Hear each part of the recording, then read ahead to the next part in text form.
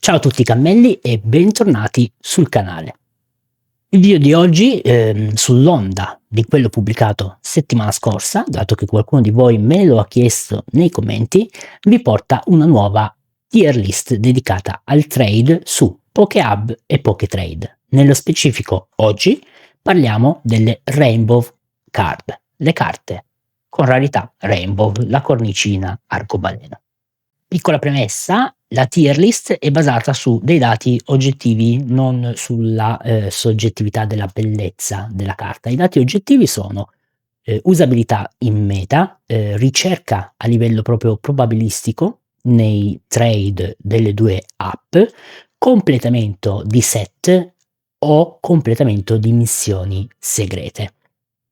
Godetevi la tier list e iniziamo subito. Allora, tier S troviamo Absol, Greninja e Indeedee EX. Queste tre carte le avevo già portate nella vecchia tier list perché hanno effettivamente un altissimo valore.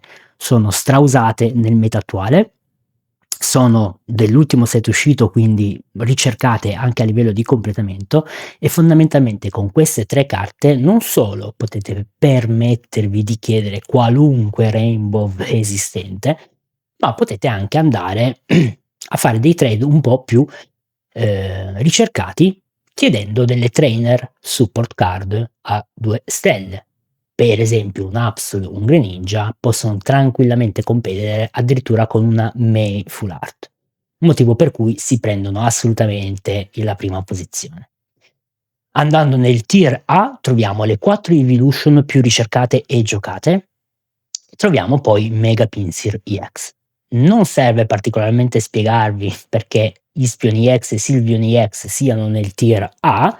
Umbreon è perché tra tutte le Evolution a pari merito con Ispion e Sylveon è una delle più amate e tra l'altro si usa ancora in qualche dark deck. Leafeon è la colonna portante del deck Mega Pinsir Celebi, quello che fa de-evoluzione all'avversario. Di conseguenza sono tutte e 4 giocate nel meta attuale e stra-ricercate nella loro versione Rainbow. Mega Pinsir EX si trova nel tier A perché è legato al completamento di una missione segreta. E l'unico modo, trovare questa carta insieme poi al Mega Pinsir Full Art e ad altre carte invece più comuni, per ottenere l'emblema segreto Piglia Mosche. Nel tier B troviamo Flareon EX e Jolteon EX. Jolteon EX attualmente usato in meta per molti mazzi elettro. Flareon EX non lo usano più particolarmente, ma era strausato e comunque è molto ricercata come Evolution. Sicuramente meno delle altre, ma al pari di Jolteon. Mega Ampharos EX lo troviamo qua perché tra tutte le Rainbow, ad esclusione di Mega Pinsir del set attuale, è quella più ricercata in questo momento. Decidueye EX infine è la colonna portante dello Sniper dei boschi, che è un deck strausato e meta breaker, e quindi chi gioca Decidueye EX attualmente vorrà probabilmente averne uno Shiny e uno Rainbow, quindi è molto ricercata.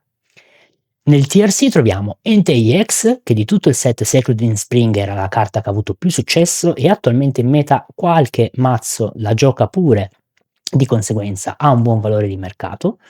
Dopodiché troviamo Crobat EX, che è colonna portante del mazzo Poison moderno, quello che mixa Mega Absol con il classico Poison Barb deck, quindi è ricercata e chi gioca quel deck avrebbe sicuramente piacere a esporre questo Crobat Full Art Rainbow veramente bello. Troviamo Dragalge, scusate, Rapidash e Melmetal, che leggermente meno di Mega Ampharos, ma comunque in maniera superiore alle altre Rainbow di Mega Rising, sono piuttosto ricercate, soprattutto per esperienza personale. Piccola tips: con Rapidash e Melmetal io sono riuscito a ottenere una Mars e una Sabrina, e che è un buon sintomo del fatto che queste tre carte, al di là del completamento di Mega Rising, siano ricercate, anche perché vengono usate in alcuni deck. C'è chi gioca Rapidash e Melmetal, sicuramente fuori meta, ma sono deck utilizzati. Troviamo poi Darkrai, per ovvi motivi, bellissima carta, ancora strausata.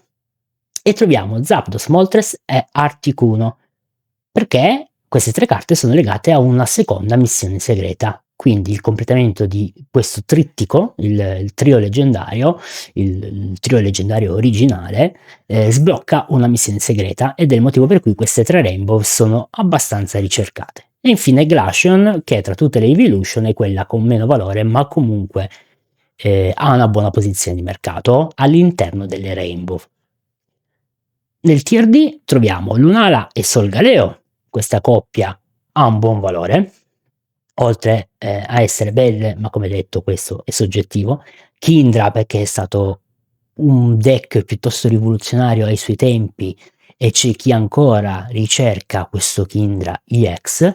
E poi troviamo le ultime 3 Rainbow del set Mega Rising, che sono Hitmonchan, Wishmicott e Tauros, che hanno tra tutte le Rainbow di Mega Rising il valore minore, cioè sono sì ricercate, ma puramente al fine del completamento del Dex, il che vuol dire che non sempre l'altra persona sarà disposta a darvi chissà cosa in cambio di queste 3 carte.